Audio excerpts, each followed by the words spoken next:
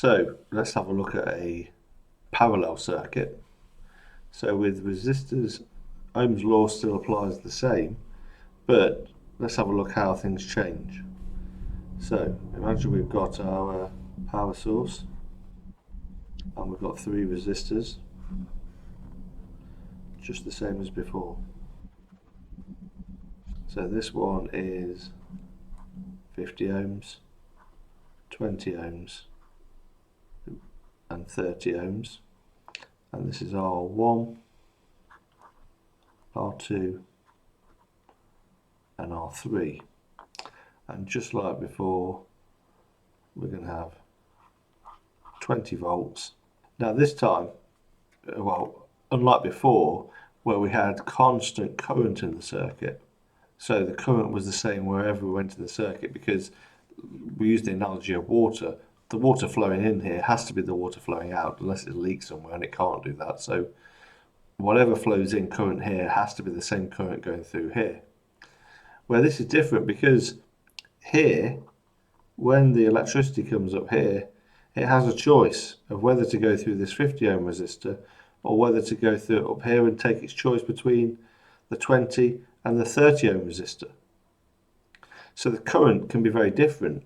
However, the voltage is the difference, is the same across all of them.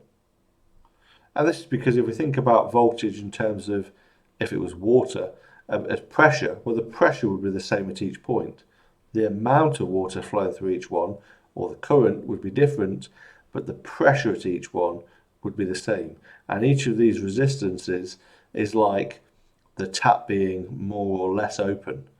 So the higher the resistance, the more the tap's closed, and the harder it is for the water to get through. So let's work out, so the rule we use to work out the total resistance here is that 1 over the total resistance is equal to 1 over R1 plus 1 over R2 plus 1 over R3.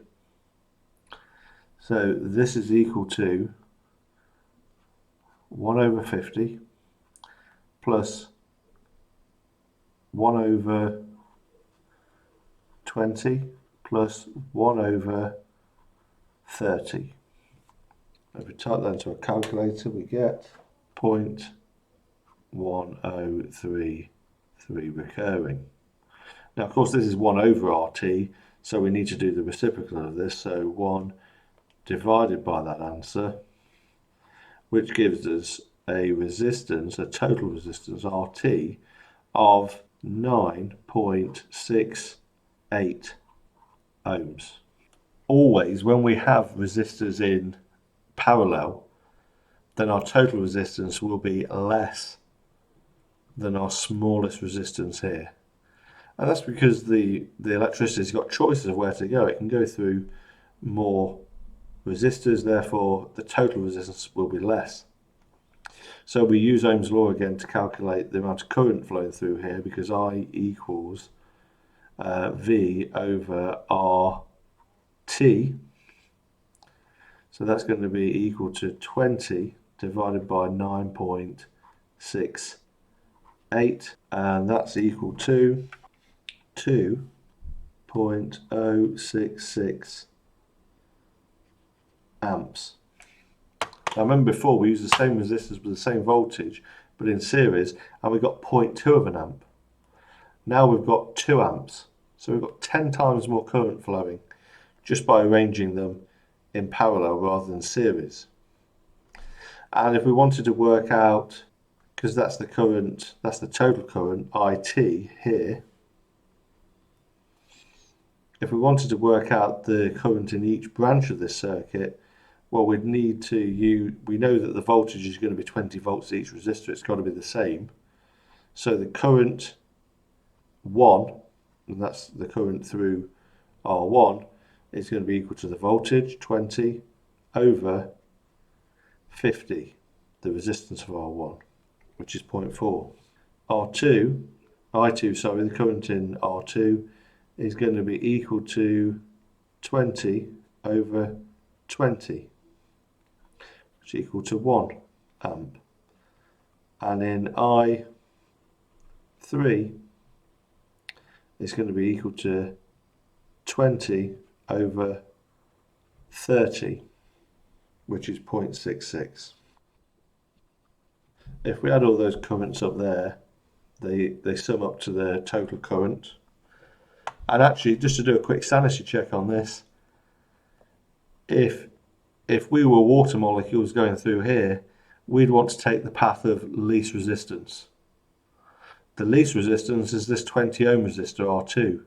So the majority of the current will try and take the path of least resistance.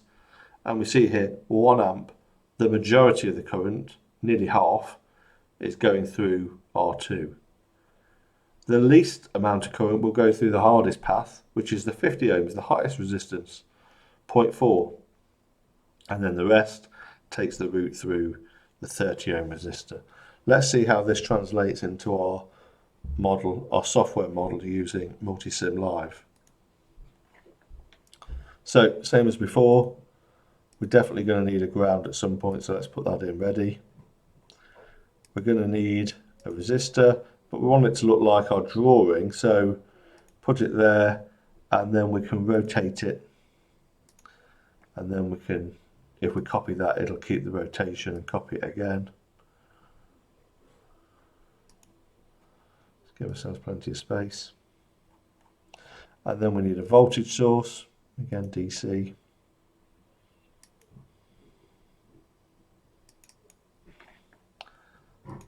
$20 volts, and then wire each one to the one before. Now at the minute the nodes are reading 1 and 2, but once we put our ground in, this node here will change to node 0. So initially what we'll do is we'll just measure the current in the circuit. Let's put that in. And we need to alter the resistances. So our first one was 50. Our next one was 20. And our next one was 30. Let's simulate that now. And we get 2.0667 amps, just like our calculation showed, so that's always promising. If we measure the resistance anywhere, it should be the same. Just to make life a little easier, it's sometimes easy just to pull these up and just give ourselves a bit of space.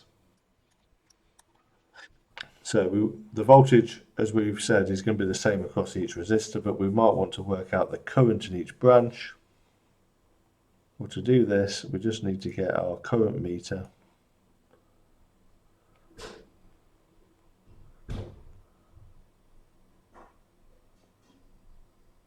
And wait for it to go like that so the circle starts to show, and put it in.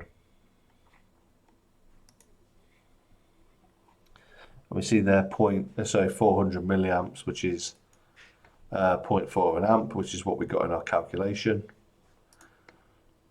Actually, we could just copy this.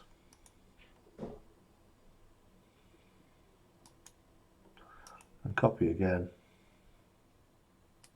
Now we don't need to put references for ground here because when we wire an ammeter into a circuit, we have to wire it into series rather than parallel, so we don't need a reference for this. Fire this up and we get 1 amp going through the 20 ohms, 666.66 milliamps, which is 0.6 of an amp. So altogether this reflects the calculations we've done.